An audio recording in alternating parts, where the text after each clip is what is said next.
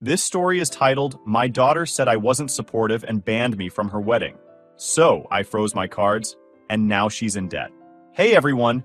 If you're enjoying these stories and want to support the channel, don't forget to hit that subscribe button. It helps me bring you even more awesome content like this. Now let's start the video. OP starts by saying, I never thought I'd be in this position. I worked so hard to give my daughter, Claire, the life she deserved after everything fell apart when her mom and I divorced. She was 12 when Stephanie and I split up, and even though it wasn't an ugly divorce, it was still hard on Claire.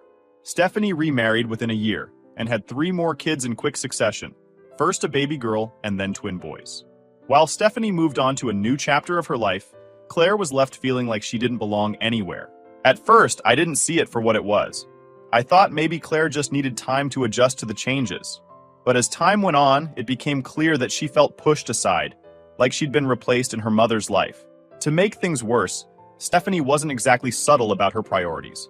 Most of her attention went to the new kids, and Claire was often left to fend for herself emotionally. I knew I had to step up.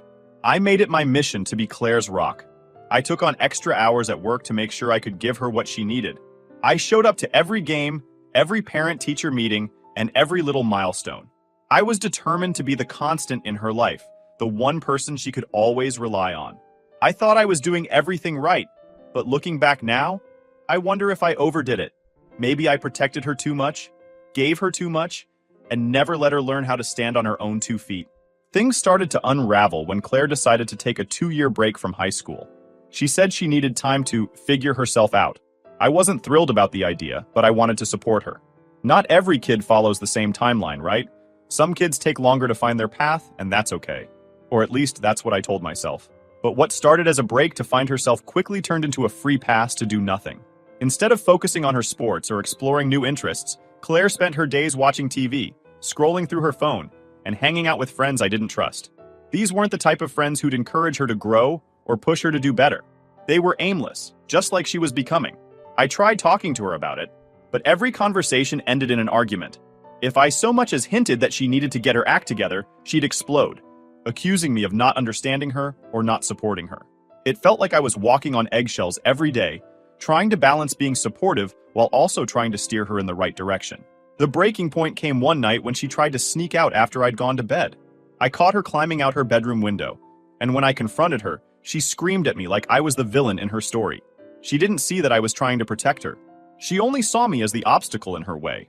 That night, I sat down and really thought about where I'd gone wrong. Had I been too lenient? Had I given her too much freedom? Or was it something else entirely? Something I couldn't control, like the impact of the divorce or her feeling abandoned by her mom? Desperate to help her, I turned to therapy. Claire started seeing a therapist, and for a while I thought it was helping. She seemed calmer, more willing to talk about her feelings. But then she'd quit therapy as soon as it started getting uncomfortable. This cycle went on for years.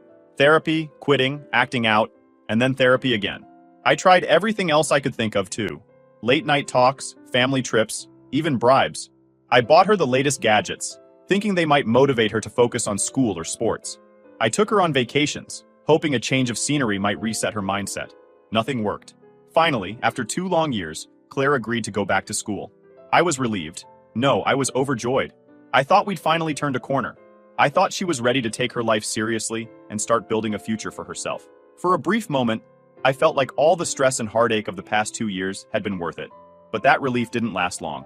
Not even 6 months after returning to school, Claire met Jake. Jake was 26, a delivery guy for his parents' bakery. He'd dropped out of high school in the 9th grade and had been coasting through life ever since. His idea of ambition was seeing where the road takes me. At first, I didn't want to judge him too harshly. Honest work is honest work, and not everyone's cut out for college. But as their relationship got more serious, I started to see the cracks in his facade. Jake wasn't just aimless, he was reckless. He'd been married once before when he was 21. That marriage lasted 6 months before he and his wife split up because it just wasn't working. It didn't take a genius to see that this guy wasn't ready for a serious commitment, let alone marriage. Claire, of course, saw none of this. To her, Jake was perfect. He was charming and funny, and he made her feel special in a way she hadn't felt in years. I wanted to be happy for her. I wanted to trust her judgment. But everything about their relationship set off alarm bells in my head. Then, out of nowhere, Claire announced they were getting married. It wasn't a discussion. It wasn't a request for advice. it was a statement of fact. She'd already set the date and started planning the wedding, all without telling me. When I tried to talk to her about it, she shut me down. "You're just jealous because I'm happy," she said. I didn't know what to say. How do you argue with someone who's blinded by love? How do you convince your child that they're making a mistake when they're convinced they know better?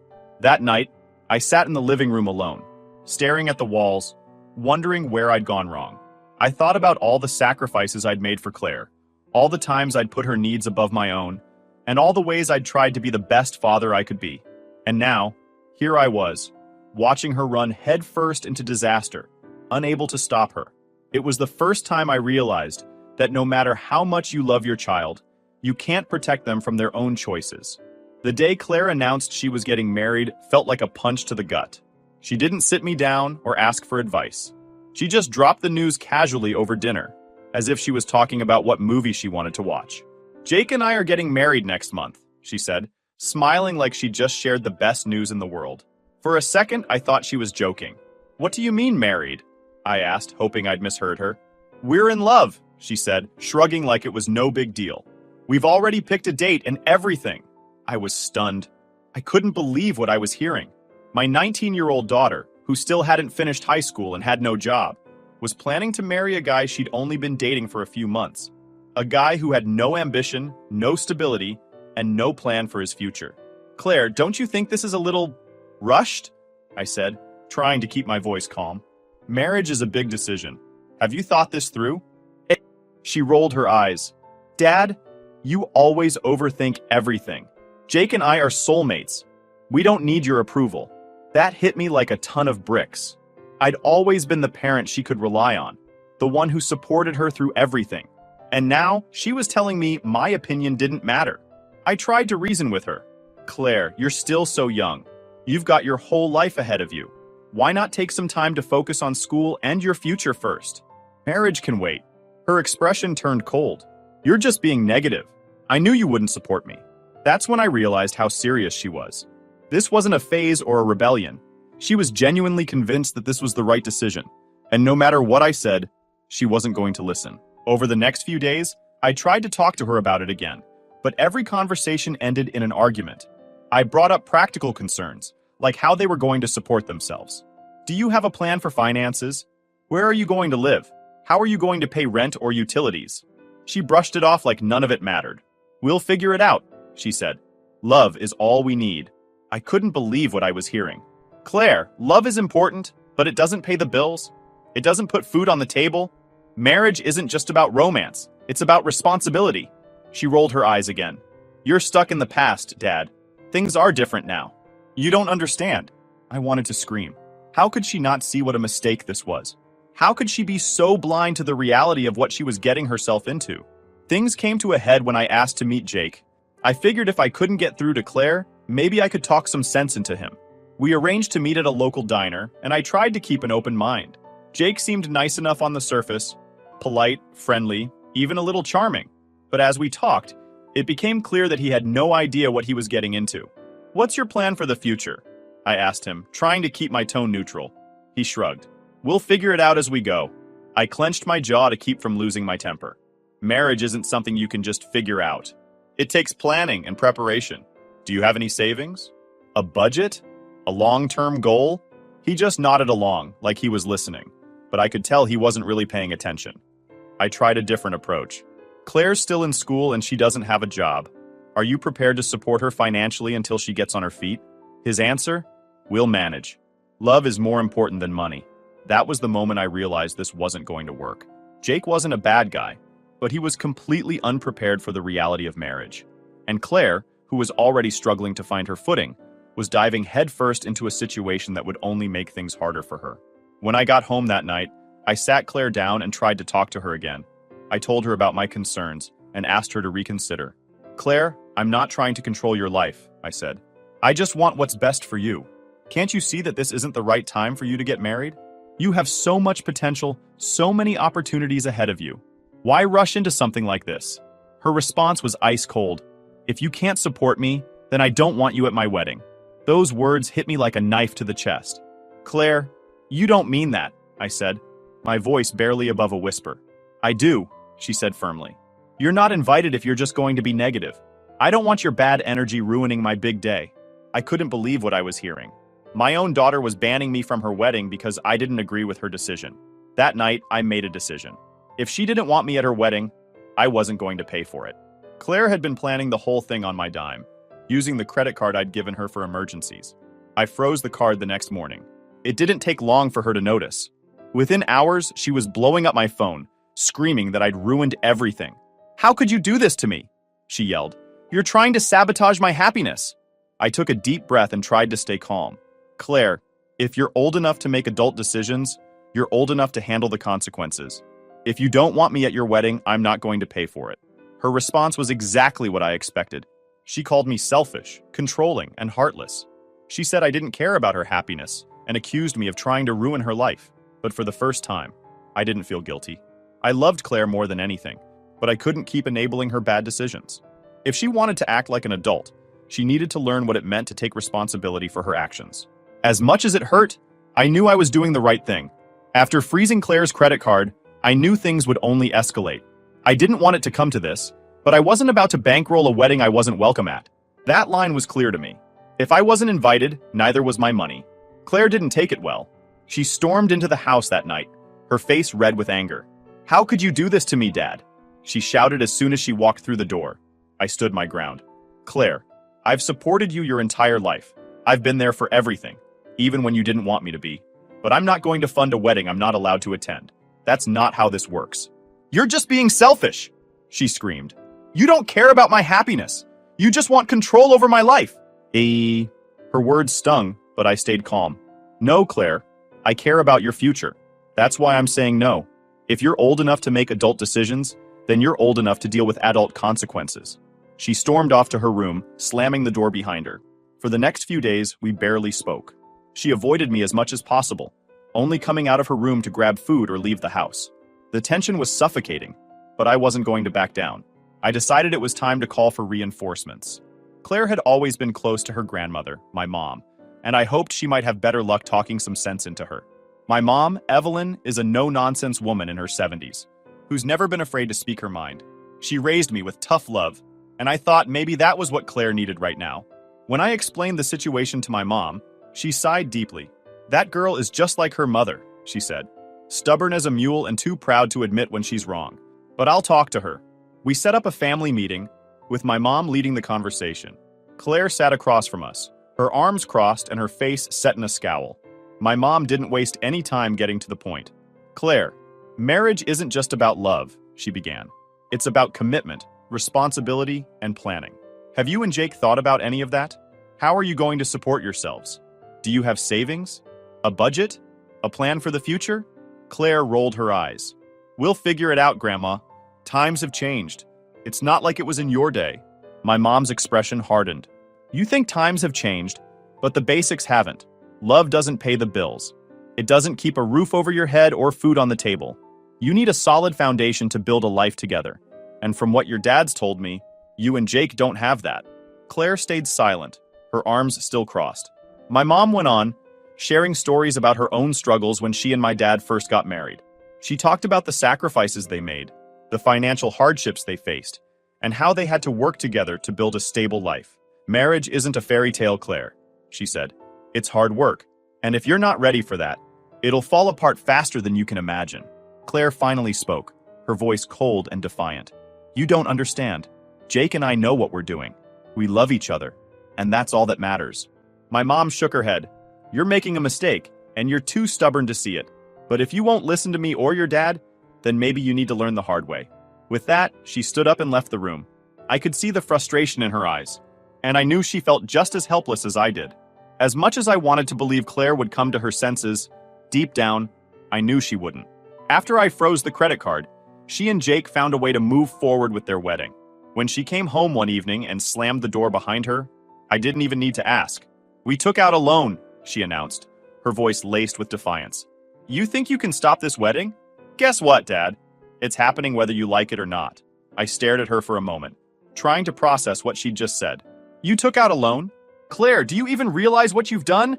You're barely an adult and now you're in debt before you've even started your life."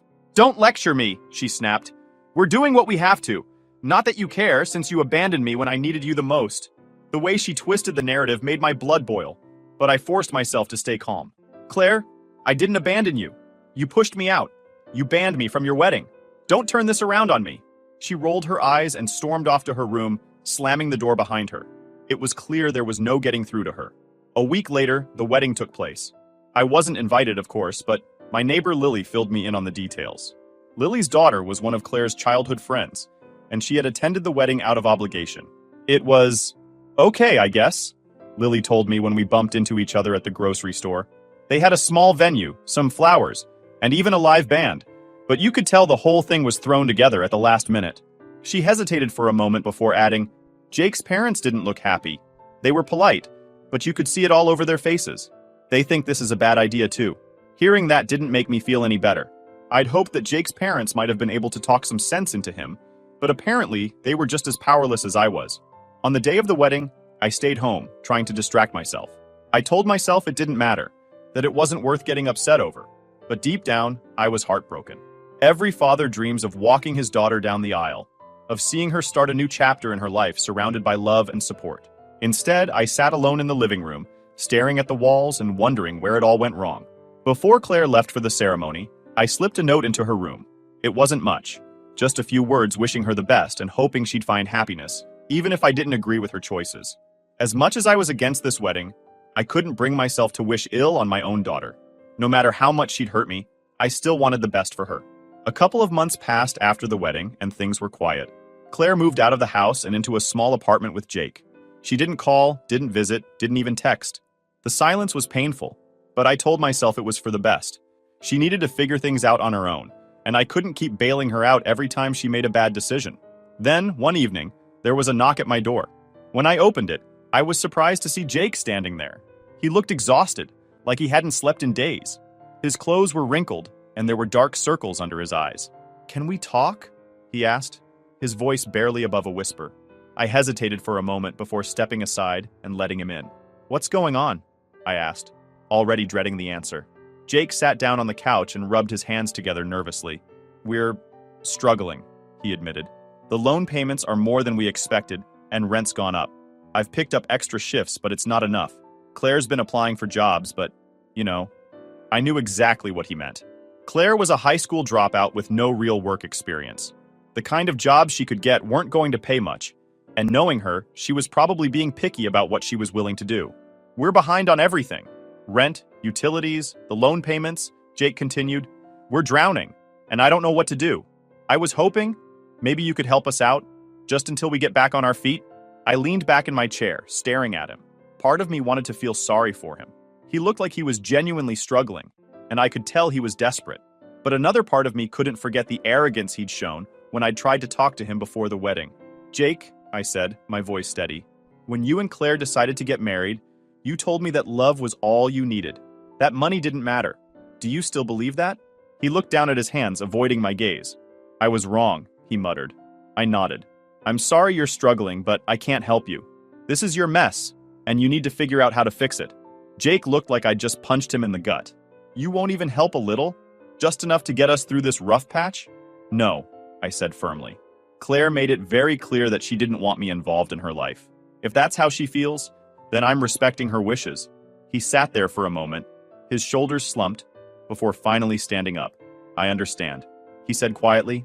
"Thanks anyway." As he walked to the door, I felt a pang of guilt, but I reminded myself that this was the only way they'd learn.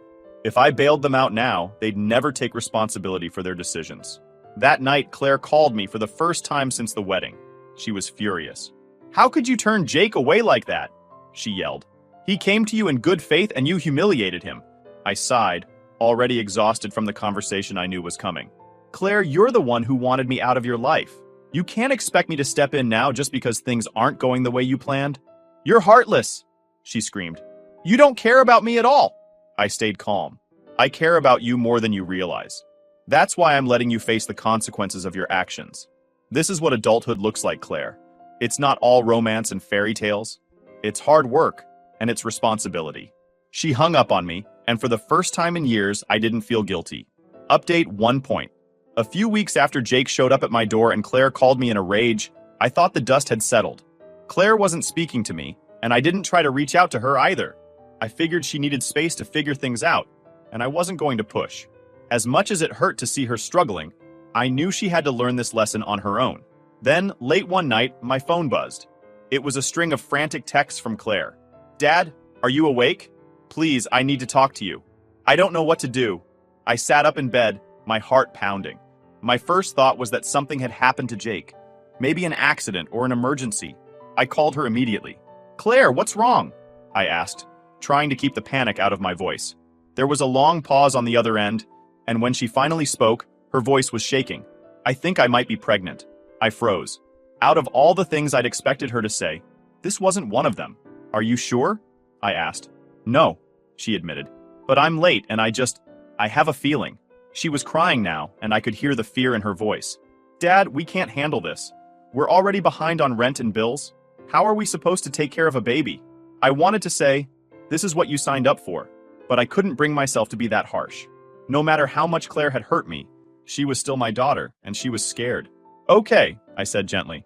"The first step is to confirm it. I'll schedule a doctor's appointment for you tomorrow. Until then, take a deep breath and try not to panic." The next morning, I called a local clinic and set up an appointment for Claire. She was nervous the whole way there, biting her nails and fidgeting in the passenger seat. When we got to the clinic, I waited in the car while she went inside. About 30 minutes later, she came out and slid into the seat without saying a word. "What did they say?" I asked. "They want me to wait a week before taking another test," she said quietly. "It's too early to tell for sure." For the next week, Claire was a nervous wreck. She barely slept and spent most of her time pacing around the apartment she shared with Jake.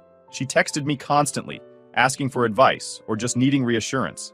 I could tell she was terrified, and for the first time in months, she actually wanted my support. During one of our conversations, she brought up Jake. "Dad, do you think you could hire him at your agency? Just for a little while until we get back on our feet?" I run a small business, a creative agency that requires a specific set of skills. Jake didn't have those skills, and to be honest, I doubted he had the work ethic to learn them. But Claire was desperate, and I could feel the pressure building. "Let's wait for the results of your test," I told her. "We'll figure things out after that." But she wasn't satisfied. "You're just making excuses," she snapped. "Why can't you ever help when I need you?" Her accusations stung, but I held my ground. "Claire, I'm not going to make a decision until we know what we're dealing with. Let's take this one step at a time." Thankfully, the pregnancy scare turned out to be just that, a scare. When Claire got the results of her second test, she wasn't pregnant. I thought the relief might humble her, but instead, it seemed to make her even more defiant. "You wouldn't even hire Jake," she said bitterly during one of our arguments. "What kind of father doesn't help his daughter when she's struggling?" I sighed. "Claire, I've done nothing but try to help you your entire life, but you've made it clear that you don't want me involved. You can't have it both ways." She crossed her arms and glared at me. "You know, everything you have is going to be mine one day. You could at least act like you care about my future." Her words floored me. "Claire, nothing is guaranteed. You think you're entitled to everything I've worked for? That's not how it works. I might retire early or travel or even get married again. What I leave behind is up to me, not you." Her face twisted in anger. "You're selfish," she spat. "You don't care about anyone but yourself." I didn't even argue. There was no point. Over the next few weeks, our relationship grew colder. Claire stopped calling, and when I tried to reach out, she ignored me. I could feel the distance growing between us, and it broke my heart. I thought about giving in, sending her money or offering to help Jake find a job, but I knew it would only make things worse. Claire needed to learn the hard way. She needed to understand that her actions had consequences, and that she couldn't keep relying on me to bail her out. But that didn't make it any easier. Every day I thought about calling her, about trying to mend the rift between us. But I knew that as long as she refused to take responsibility for her choices, nothing would change. A few days ago, I got a call from my ex-wife, Stephanie. She was furious. "How could you let Claire struggle like this?" she demanded. "She's your daughter. You're supposed to help her." I took a deep breath before responding. "Stephanie, I've been helping Claire her whole life, but this isn't about me anymore. She made her choices, and now she has to live with them." Stephanie wasn't satisfied. "You're ruining her life," she snapped. "No," I said firmly. "Claire is in charge of her own life now. If she wants things to change, she needs to take responsibility for herself." Stephanie hung up on me, and I sat there for a long time, staring at the phone. I hated that things had come to this, but I didn't see any other way. Every day I hope that Claire will come around. I hope she'll see that I was only trying to protect her, that everything I did was out of love. But until that day comes, all I can do is wait. Update 2.0. A few months passed in silence. Claire and I weren't speaking, and any updates I got about her life came through our neighbor, Lily, or her few remaining friends. Most people had stopped reaching out to Claire because of her stubbornness and unwillingness to listen to advice. It was hard to watch her isolate herself, but I reminded myself that I needed to let her face the consequences of her decisions. Then, one evening, I got another late-night call. This time, it wasn't Claire. It was Jake. "Hey, Mr. Carter," he started, his voice shaky. "I know we haven't talked much since, well, you know, but I wanted to tell you that Claire isn't doing so great." I felt my stomach drop. "What do you mean? Is she okay?" "She's just really stressed. The bills are piling up, and she hasn't been able to find a job. We're fighting a lot. I don't know what to do anymore." For a moment, I felt a pang of sympathy. But then I reminded myself that this was the situation they had chosen. "I'm sorry to hear that," I said carefully. "But Jake, you two decided to get married against everyone's advice. You took out a loan to fund a wedding you couldn't afford. You both knew what you were getting into." "I know," he said quietly. "But I thought we could handle it. I didn't realize how hard it would be." Jake's call stayed on my mind for the rest of the week. As much as I wanted to step in and fix everything, I knew I couldn't. Claire and Jake needed to learn to navigate their own problems without relying on me. Then, out of the blue, Claire texted me. "I need to talk to you," she wrote. I called her immediately, and for the first time in months, she answered. "What's going on?" I asked, trying to keep my tone neutral.